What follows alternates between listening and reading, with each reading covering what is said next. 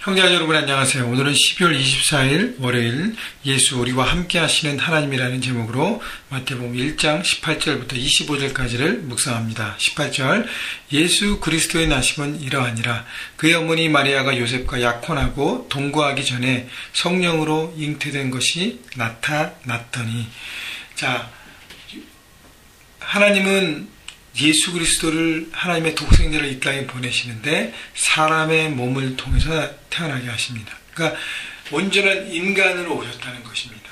자, 그런데 온전한 인간으로 오시는데 하나님께서 이미 약속하고 이미 주셨던 것이 바로 다윗과 아브라함의 축복이었어요. 그래서 아브라함에게 내 후손을 통해서 내가 축복의 근원이 되고 너를 통해서 온 열방이 축복을 받는다고 얘기합니다.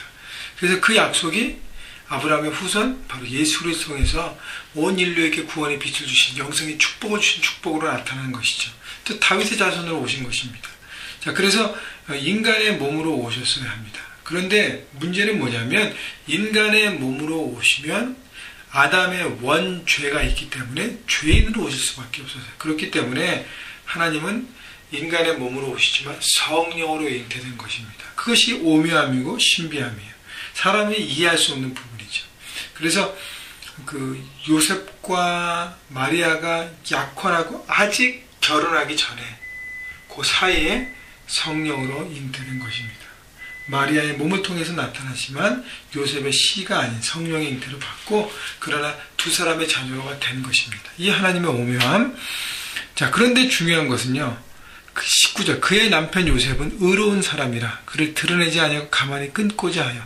왜냐하면 약혼한 자기 아내가 이제 약혼녀가 성령으로 잉태됐다는 것이 이해가 안 되는 것입니다. 그래서 원래는 그렇게 되면요 드러내고 그 다음에 죄를 묻고 그 다음에 이렇게 돌로 칩니다. 원래는 그렇게 돼야 되는데 요셉이 좋은 성품을 갖고 있기 때문에 드러내지 않고 조용히 일을 정리하려고 했던 것이죠. 마리아를 공경에 빠뜨리지 않고 그냥 이 부분을 잘 해결하려고 했다는 것입니다. 20절 이 일을 생각할 때 이것 때문에 많이 고민했다는 것입니다. 요셉이 주의 사자가 현몽하여 이르되 다윗의 자손 요셉아 내 아내 마리아 데려오기를 무서워하지 마라. 그에게 잉태된 자는 성령으로 된 것이라.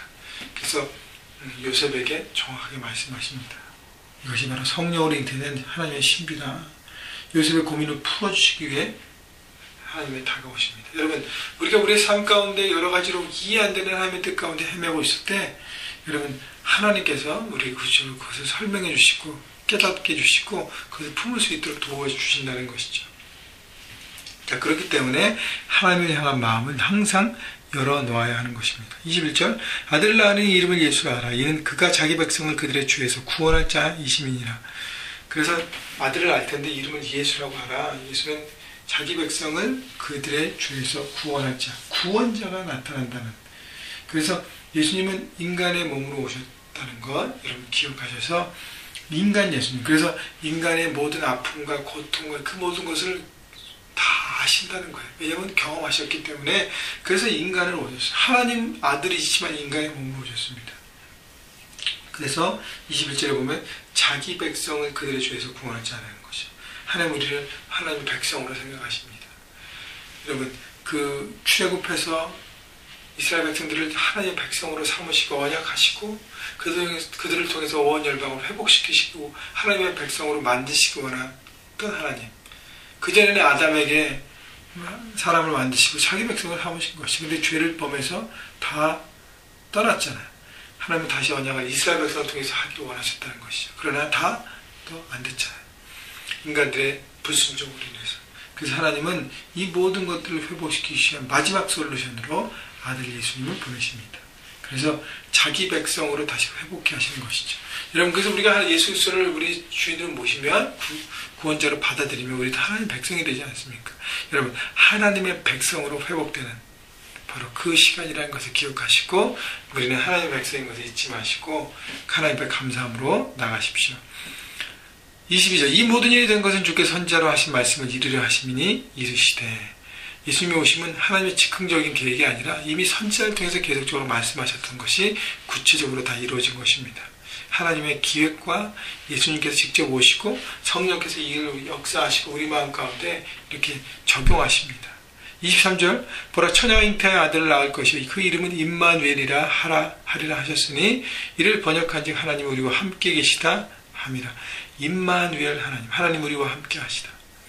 하나님께서 우리와 함께 하신 예수님의 또 다른 이름, 하나님께서요 예수님을 통해서 우리와 함께 하심을 보여주시는 것이에요. 영원히 함께 하신다는 것. 그래서 여러분 임마누엘 하나님이 2012년 우리 한 해 동안 우리와 함께 하셨습니다. 여러분이 고통과 어려움 가운데 하나님이 여러분과 함께 안 하시는 것처럼 막 헤매고 있을 때도 주님과 함께 하셨습니다. 그 하나님이 2013년 새해에도 함께 하실 것을 여러분 바라보십시오.